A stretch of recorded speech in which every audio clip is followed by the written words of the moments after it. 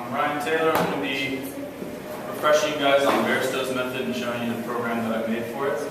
So we all have done Baristow's method, but just a little brief overview. Baristow's uses double-double synthetic division to divide a polynomial by a quadratic equation. You assume two coefficients to the quadratic equation, and then it gives you an error based on your assumption. And you just repeat it until you get an error that is negligible. And then it takes those two coefficients for the quadratic equation, solves it using the quadratic formula, and gives you two roots. You can repeat this process as many times as you need until you get a polynomial that is quadratic or linear.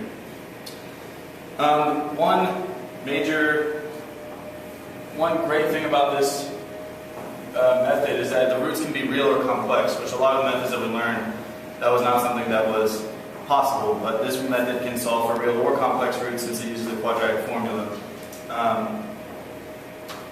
So my program, things that it does, so you have to input as the user the degree of the polynomial, then it'll tell you to input the coefficients and the starting u and v values. So the u and v are the coefficients to that quadratic equation that we're going to divide the polynomial by using double-double synthetic division.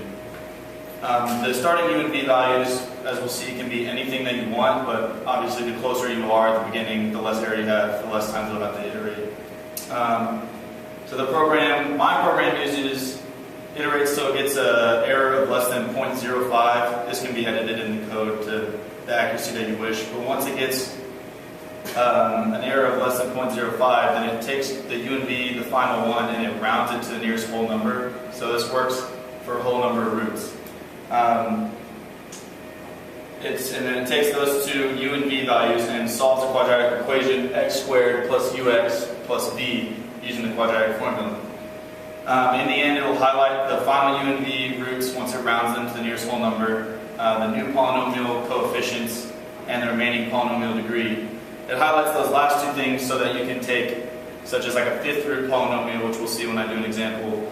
It will give you two roots, then it highlights the remaining coefficients and the remaining degree. That way you can put it back in again if you want to solve for two more of the roots. Requirements. A0 needs to be 1. That's just in my program. I guess I could add a small step that would just divide all the coefficients by A0. But so if you start out with a fifth root polynomial and the coefficient in front of x to the fifth is not 1, then you need to divide all of them by that coefficient. Mine works for polynomial degree 2 through 7. I guess technically it could go greater than 7, but the way I wrote the program where you input u and v, it would overwrite u and v where you have to put the coefficients. So, and then there's no restrictions on starting u and v values. It could be negative, it could be a decimal, whatever. But like I said, the closer you start to the roots, the less iterations it'll do. And then use for application. It saves a lot of time during this method because we saw that if you do it by hand, it can take a while. It eliminates some monotonous calculation. It's very efficient, and it can give you the eigenvalues, which is a practical application for eigenvalue analysis in seismic design. Okay, so I'm just going to run through a couple of examples now. So we start with a blank sheet, and I also have a user guide on there if anyone wants to know how to do everything. So I'll run through it real quick. So you hit start, and it asks you what order polynomial. So we'll start with a fifth order polynomial. And this example is in the book on the bottom of page 39 is where it starts if you want to follow. So fifth order, it tells you please input the coefficients and the u and v. So input the coefficients, start with 1 for x to the fifth, negative 3 x to the fourth, minus 10 x to the third, plus 10 x squared, plus 44x, plus 48. And we'll do u and v, this is what the book uses, of 1.5. But like I said, you can put anything in there. So once you input those values, you hit solve. And it runs through the double-double synthetic division and shows you the new u and v every time. So your error here was about 0.19 there. And so it goes down to the bottom. It gives you your final u and your final v, your new coefficients if you want to find two more roots, and your new degree of the polynomial. So here's an example of where the two roots are complex roots. So you have -1 plus I and -1 minus I. then if we just take these coefficients again, so I'm going to show you what else you can do. You can just hit clear again. So now it's a third root polynomial because it went down by 2. And you have the coefficients of x cubed minus 5x squared minus 2x plus 24. And we'll just do 1.5 again. And then you can hit solve. And it goes, I think it did one more iteration at a time. The final even v, we're -1 and -6. So that means it plugs into the quadratic formula for x squared minus x minus 6.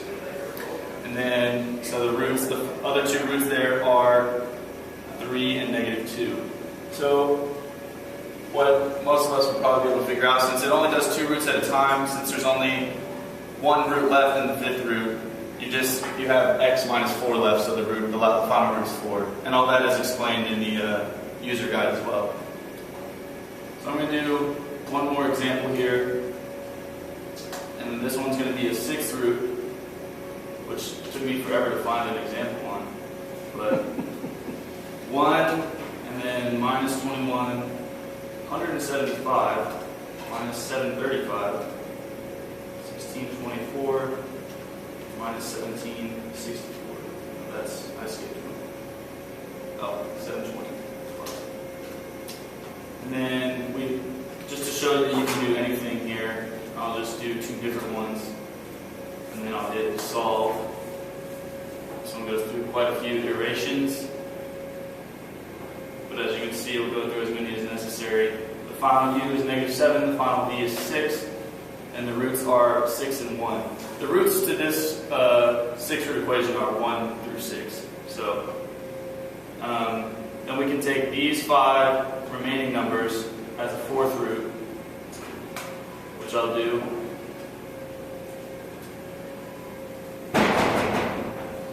And we have 1 minus 14, 71, minus 154, 120.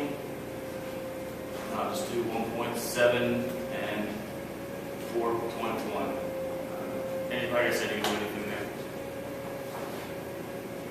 And it gets you 2 more of the roots, which are 5 and 2.